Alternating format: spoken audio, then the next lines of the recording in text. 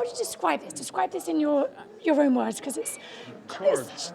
It's charged. It's a very charged episode. There's so much going on, from our storyline with young Randall and then Randall's storyline that Sterling and Susan are going through with Deja. It just feels charged. I love that our show, I think people tend to think of it as just sort of like emotion-filled, which it certainly is, but it's also challenging. Like, our show asks tough questions. I think it requires sometimes uncomfortable conversations, but that's beautiful. It's necessary, and I think it's something we're all really proud to be a part of in that regard. Yeah, you deal with so many uncomfortable topics: anxiety, racism, teenage fatherhood, and we're all dealing with this every day. Literally in one episode. So what's it like to have that forum and have the audience be able to relate to these uncomfortable topics that you're dealing with? I think it's a lot of responsibility, and at the same time, we have a lot of confidence in what we do. We have a lot of confidence in our writers that give us these beautiful scripts, a lot of confidence in our cast to deliver these performances that are such weighted performances given the subject matter, and our crew. So I think through all of it, it's a responsibility, but it's a great confidence in what we've done. And it's a testament to the audience that people have sort of come along with us from minute one and let us do these episodes that don't necessarily involve everyone. And, in every single episode, every character that you've come to know and love, but also do sort of address topics that aren't always necessarily comfortable. But I think it's really a reflection of what is happening in the world. It's why people love our show is they relate to it, and they relate to these characters and these stories. A lot of people say that they feel like they're watching themselves, and it brings up that moment when they haven't had the courage to have that conversation with their wife, husband, brother, sister, child, parent, and now they're having those conversations. It's a really beautiful thing. Now we have this beautiful love story. How do you think the audience are going to react to Deja and Malik's relationship? Because this is such a big day for them, isn't it? I think it'll be conflict.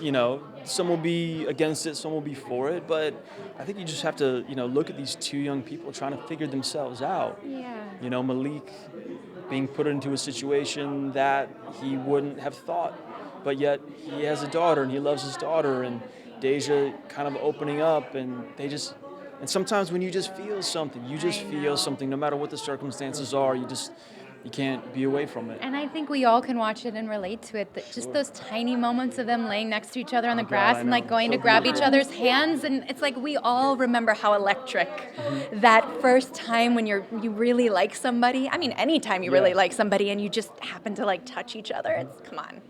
We all remember that moment. We all remember that young love, and the mums at the dinner.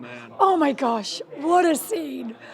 Yeah, I was happy I wasn't at that dinner. Yeah, me too. I liked our dinner a little bit better, a little bit better, a different kind of uncomfortable, yeah. Our dinner was a bit tamer. Tensions weren't running as high. Yeah. But Jack is having a hard time with Randall's relationship and his feelings for his teacher. Jack is usually so confident in what he's doing. He's so confident in what he's doing, and he really feels like he's equipped. He's equipped to show his kids what they need. And with Randall experiencing what he's going through and his growth and becoming a young man, Jack is lost. And seeing that connection between this new teacher, Mr. Lawrence, I think, Jack's, he's not Superman. He's not impervious, to that feeling of being left out. And, he's doing his best. And he has to get through the jealousy and get through the posturing, and just, finally, ask for help. How do I do this? There's always Rebecca's there, giving him a little nudge, calling him out on stuff. Sure. Always. It's my job. I wanted to ask you very quickly about new projects. Your music show you're going to be producing. Congratulations on that. How exciting. Yeah, it's fun to be putting that hat on for a little bit. And is it all based on your rise as a musician and a little pop star? It's based on my life in those early days. Pretty exciting. So fun. Yeah. And Evel Knievel. Yeah. Congratulations on that. You're going to be starring in it and producing it.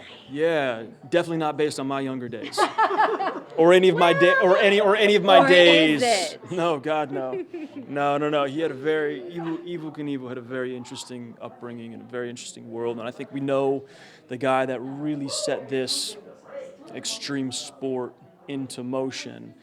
But we really don't know who he is, so that's really what we're going to be doing, telling the story of who he is and his relationship with his family, and then also his relationship to the audience that he had.